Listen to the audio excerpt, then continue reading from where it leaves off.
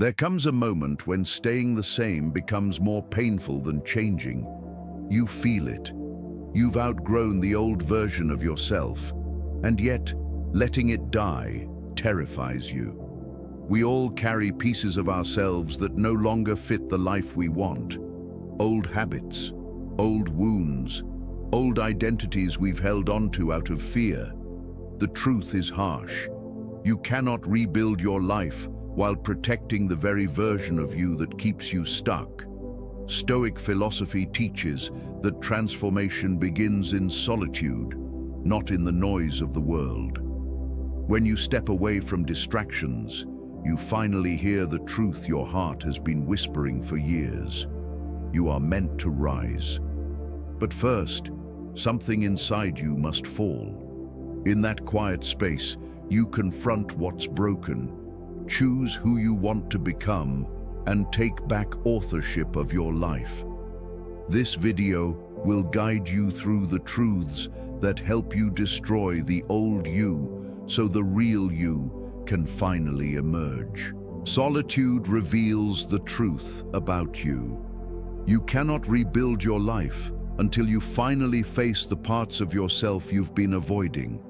Not the version of you that performs well in public, not the version that knows what to say, but the version that shows up when no one is watching.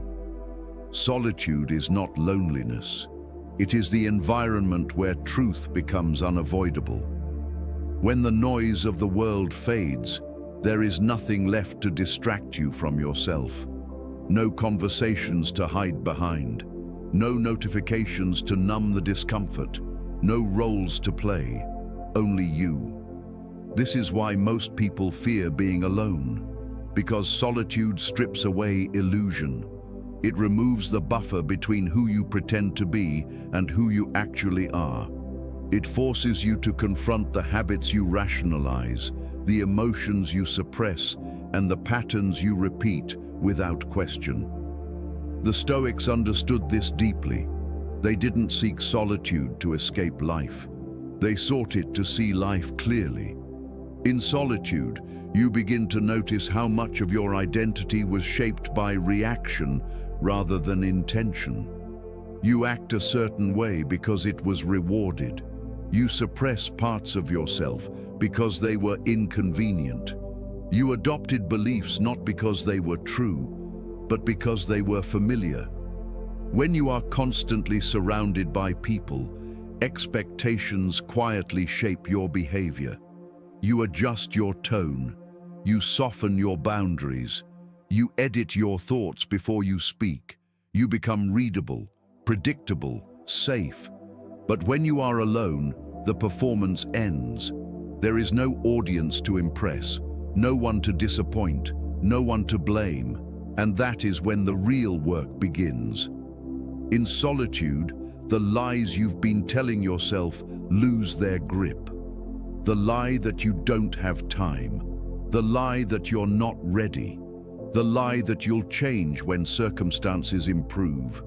Alone with your thoughts, these excuses collapse under their own weight.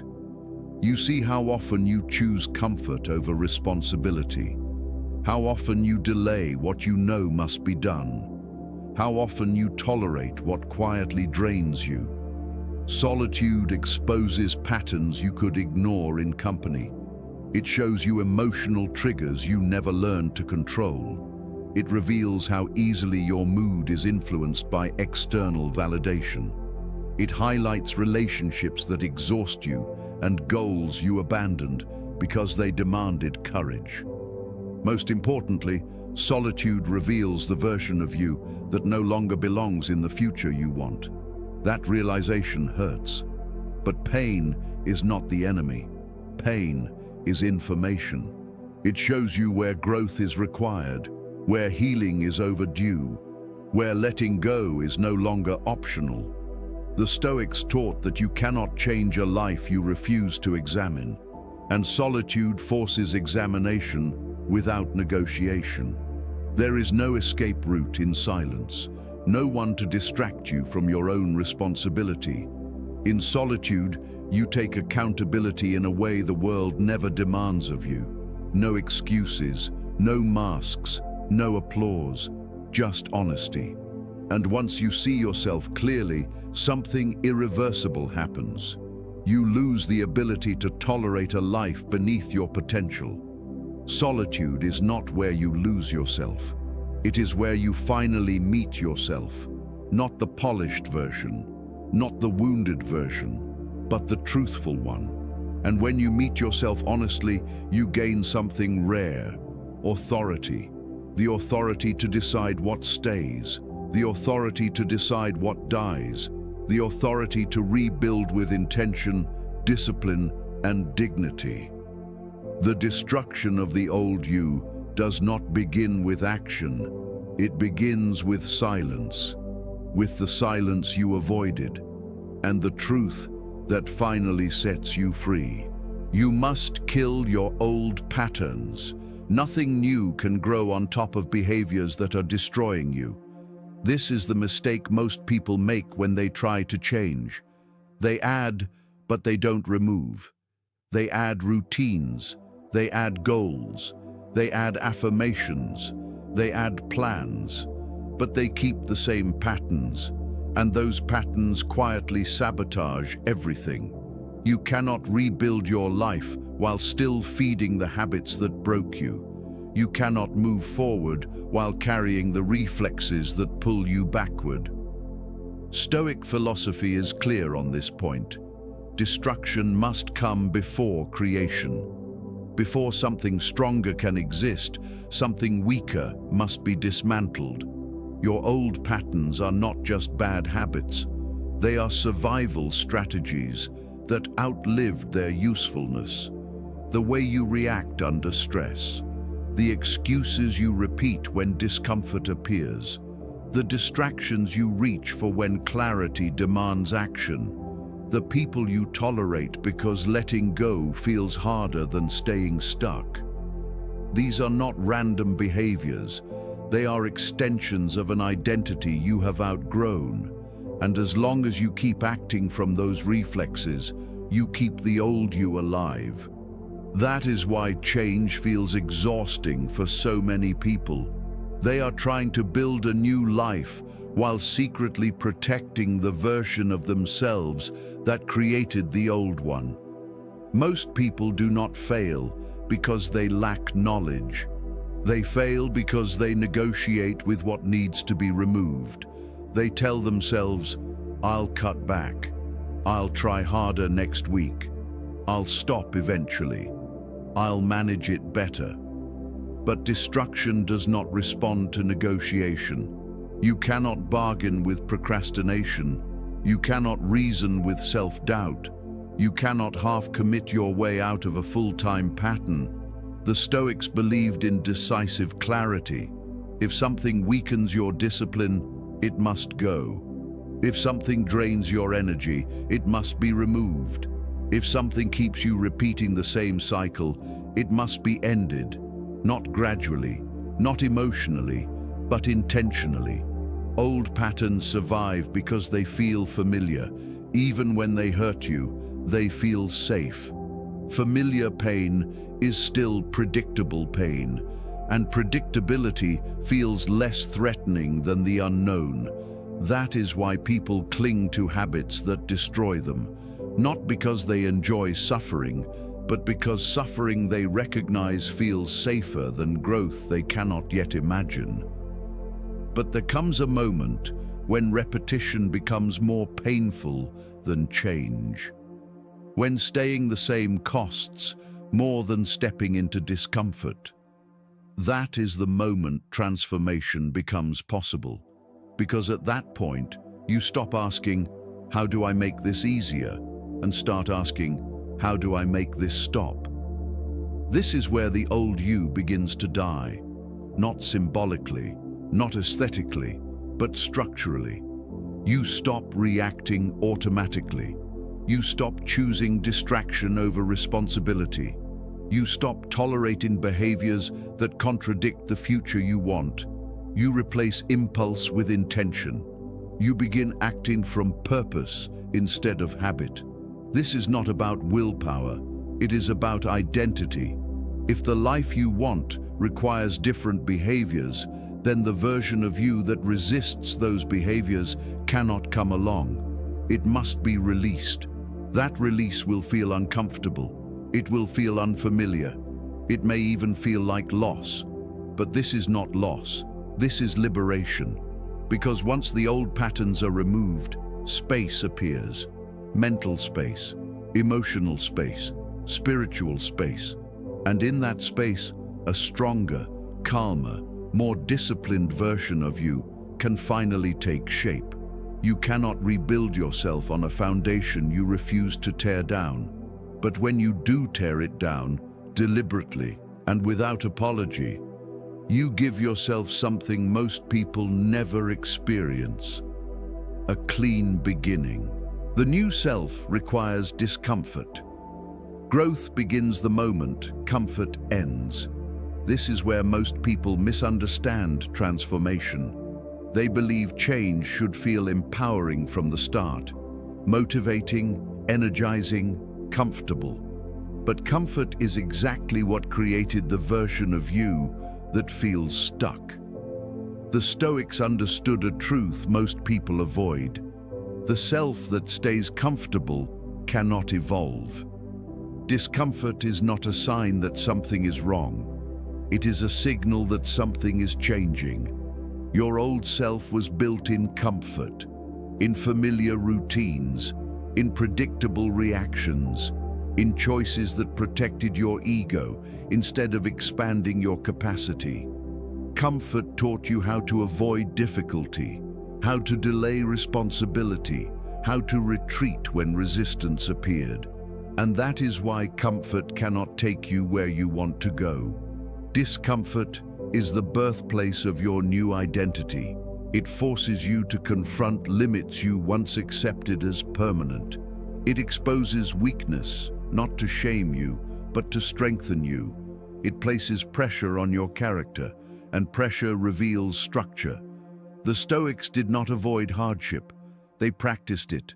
Cold, hunger, silence, simplicity, not to suffer, but to train the mind to remain stable when conditions are not ideal. They understood that a person who avoids discomfort becomes fragile, and a fragile mind collapses under pressure. But a person who voluntarily enters discomfort becomes resilient, unshakable. Every time you do something uncomfortable on purpose, you expand your threshold. You teach your mind that resistance is survivable, that fear is not fatal, that difficulty does not mean danger. Discomfort rewires your nervous system. What once felt overwhelming becomes manageable. What once felt impossible becomes familiar. What once triggered avoidance becomes a challenge you can face calmly. This is how strength is built. You cannot develop discipline without doing what you don't want to do. You cannot build emotional control without facing emotions you'd rather avoid. You cannot gain clarity without walking through confusion. Discomfort is not an obstacle to transformation.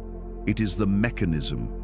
If you only do what feels comfortable, you will repeat the life you already know. And if the life you know is not enough, comfort can no longer be your guide. Discomfort becomes your compass. It points directly toward the areas of your life where growth is required. The conversations you avoid, the habits you resist changing, the responsibilities you postpone. Those are not coincidences, they are signals. The moment you understand this, your relationship with discomfort changes. You stop running from it. You stop resenting it. You begin to recognize it as proof that you are moving forward. The new you is not built through inspiration. It is forged through resistance, shaped by pressure, strengthened by repetition, stabilized by choice. Your comfort zone is where the old you survives. Your discomfort zone is where the new you is born. And every time you choose discomfort over ease, you cast a vote for the person you are becoming, not the person you used to be. Rebuilding requires self-discipline, not motivation. Motivation comes and goes. Discipline stays. Most people wait for motivation as if it were permission, a signal that the time is right, a feeling that makes change feel easy. But motivation is emotional. It rises when things feel exciting and disappears the moment resistance appears. If you rely on motivation to rebuild yourself, you will quit the first time discomfort shows up. And discomfort always shows up. The Stoics understood this clearly. They did not build their lives on feelings. They built them on discipline. Discipline is not intensity. It is consistency. It is the decision to act even when you feel tired, even when you feel uncertain, even when you feel uninspired. Discipline does not ask how you feel. It asks who you decided to become. Motivation gives you a push. Discipline gives you a structure. Motivation might get you started for a day. Discipline is what keeps you moving for years. When you depend on motivation, your life rises and falls with your mood. When you depend on discipline, your life stabilizes. The Stoics practiced daily actions not because they felt inspired, but because repetition builds character. They wrote, they reflected, they trained, they restrained themselves, not occasionally, daily. This is how identity is formed. Every small disciplined action reinforces a signal to your mind. This is who I am now. Waking up when it's uncomfortable, doing the hard task first, choosing focus over distraction, choosing responsibility over avoidance. These actions seem small in isolation, but together they compound into a new identity. Over time, discipline stops feeling like force. It becomes default. You stop asking whether you feel like doing the work. You do it because it aligns with who you are. Discipline is not punishment. It is freedom. Freedom from procrastination, freedom from excuses, freedom from emotional instability. When discipline becomes your standard, you stop negotiating with yourself. You stop making promises you don't keep. You stop relying on bursts of inspiration to change your life. You become dependable to yourself. And that self-trust is powerful. Motivation may inspire you, but discipline transforms you. Because rebuilding your life requires steadiness, consistency, repetition. The new you cannot rise if your effort rises and falls with emotion. But once discipline becomes non-negotiable, something shifts. You stop chasing change, you start living it. And from that foundation, rebuilding your life becomes inevitable. Protect your environment. While rebuilding, you cannot become a new person while living in the environment that created the old one. This is a truth most people underestimate. They focus on willpower, motivation, and mindset, but ignore the silent force shaping their behavior every day. Environment. Your surroundings influence you long before conscious thought does. The people you hear, the spaces you inhabit, the content you consume, the routines you repeat, all of it conditions your nervous system. If your environment is chaotic, your thinking will be chaotic. If your environment is distracted, your focus will fragment. If your environment is negative, your emotional state will slowly erode. The Stoics understood that external order supports internal order. They were deliberate about what they allowed around them, because they knew the mind absorbs what it is repeatedly exposed to. Your environment is either reinforcing your growth or quietly pulling you back into old patterns. There is no neutral ground.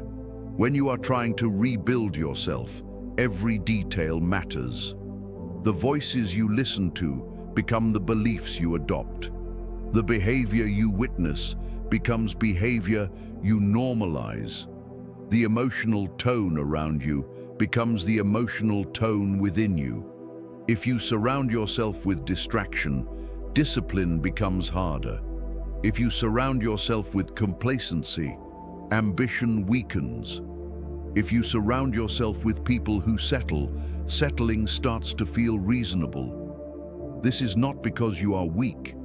It is because humans adapt. Rebuilding yourself requires intentional boundaries. You must decide who gets access to your energy, what information enters your mind, which spaces you allow yourself to remain in. This may mean limiting conversations that drain you, reducing digital noise, stepping back from environments that encourage old habits, not permanently, not emotionally, but strategically. Some environments are incompatible with the future you are building. There are places where your old self thrives, where your old routines feel natural, where your old identity is constantly invited back. Those environments do not need to be hostile to be harmful. Familiarity alone is enough to pull you backward. Growth often requires distance, not because you are better than others, but because you are becoming different from who you used to be. Your environment is a silent architect of your identity. It shapes your decisions when you are tired. It influences your behavior when your discipline wavers. It nudges you toward habits without asking permission. When you protect your environment, you protect your future. This does not require perfection. It requires alignment. A cleaner space supports a clearer mind. A calmer routine supports emotional regulation. A disciplined environment reduces the need for constant self-control. You do not have to fight the old you if you stop living in the spaces that keep the old you alive. A focused workspace, a quieter digital environment, a circle that respects boundaries. These do more for your transformation than raw willpower ever could. When your environment supports who you are becoming, discipline feels lighter, clarity sharpens, and progress becomes sustainable. Protect your environment, because what surrounds you today is shaping who you will become tomorrow. You must outgrow people without apology. Not everyone is meant to stay in the next chapter of your life. This realization does not arrive loudly. It arrives quietly, in conversations that no longer resonate, in jokes that feel empty, in relationships that drain more than they strengthen. You begin to notice a subtle resistance in yourself, a hesitation, a sense that you are shrinking to maintain connection. That feeling is not arrogance, it is awareness. Stoic philosophy teaches that life is constant movement, and as you evolve, your circle must evolve with you. Growth changes your values, your pace, your tolerance. What once felt normal begins to feel heavy. Some people were aligned with a version of you that no longer exists. Not because they are wrong, but because you are different. And difference creates distance. This is where guilt often appears. You were taught that loyalty means staying the same, that growth should not inconvenience others, that choosing yourself is selfish. But the Stoics were clear. Loyalty to virtue comes before loyalty to comfort. Outgrowing people does not mean you despise them. It means you stop betraying yourself to preserve familiarity. When you rise, the gravity of your old environment pulls at you, not out of malice, but out of habit. People grow comfortable with the version of you they can predict, the version that asks for less, the version that accommodates more. the version that keeps the balance unchanged. Your growth disrupts that balance, so it will be misunderstood. Your silence will be labeled distance.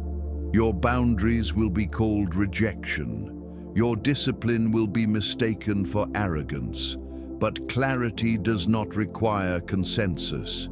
You do not owe explanations for evolving. You do not owe apologies for choosing more.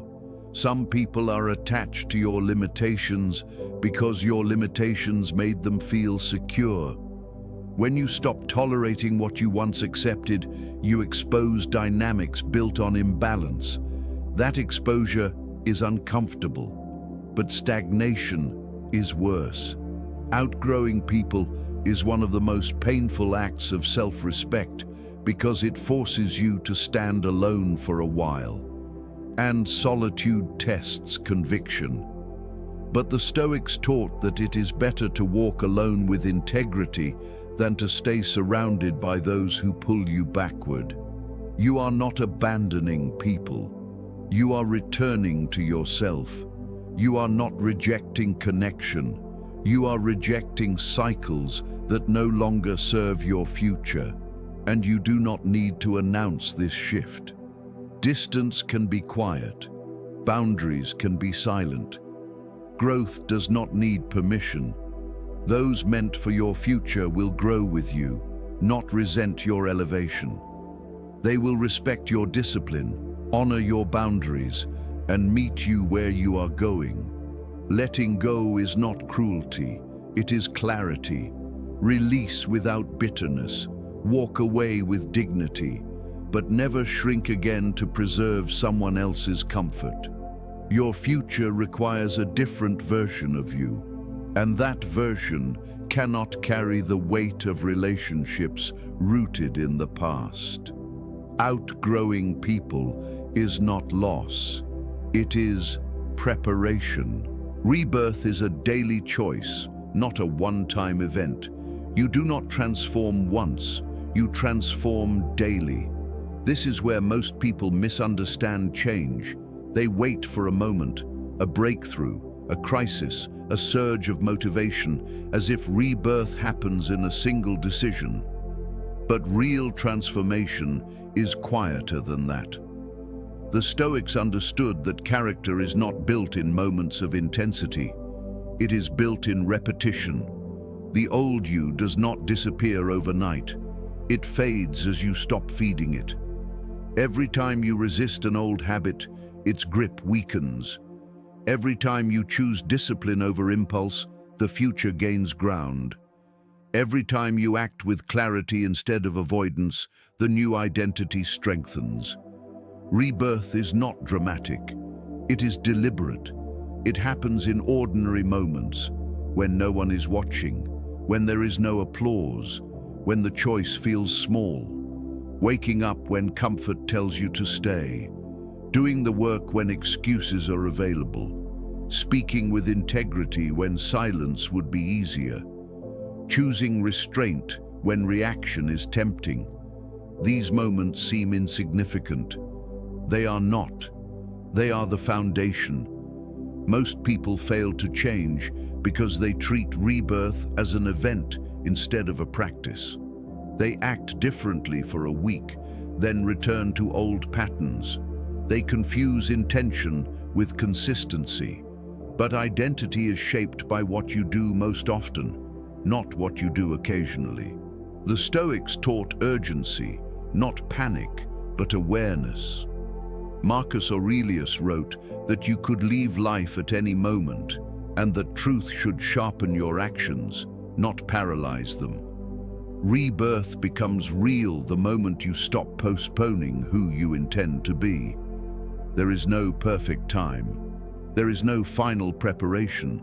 There is only today, and the decision you make next. Your future self is being built quietly in the background of every choice. Not in grand declarations, but in habits. When you choose focus over distraction, when you choose responsibility over comfort, when you choose clarity over chaos. This is how change becomes irreversible. Eventually, you stop trying to become someone new. You simply live as the person you've been practicing. Rebirth is not a destination you reach. It is a discipline you return to. And as long as you keep choosing the higher version of yourself, even imperfectly, you are already rising. The old you had to break so the new you could stand.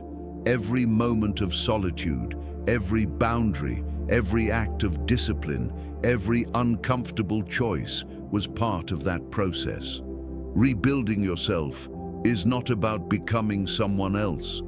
It is about finally becoming who you were meant to be. You are not starting over. You are starting stronger. Keep going. Your future self is already responding. Final closing monologue. By now, one thing should be clear. Transformation is not loud, it is not dramatic, and it is not accidental. It begins in silence, when you stop running from yourself. Solitude showed you the truth you were avoiding. Old patterns revealed what had to die. Discomfort became the price of growth. Discipline replaced motivation. Your environment demanded protection. Some relationships reached their limit, and rebirth revealed itself as a daily choice. None of this happened overnight, and none of it required permission. You did not change by adding more. You changed by removing what no longer belonged. The habits that weakened you, the environments that distracted you, the people who could not grow with you, the comfort that kept you familiar and stuck. This is what the Stoics meant by self-mastery, not control of the world, but command of the self. You no longer chase clarity, you live from it. You no longer react to pressure, you meet it with composure. You no longer explain your evolution, your actions speak. This is not about becoming cold, it is about becoming clear. Clear about your standards, clear about your energy, clear about the life you are building. The old you had to end, not out of punishment, but out of necessity. And the new you does not announce itself. It moves quietly, it acts deliberately, it chooses daily. This is NexusMind, where silence becomes strength, where discipline becomes identity, where self-mastery ends the cycle. If this path resonates, stay. The work continues, quietly, steadily, and on your terms.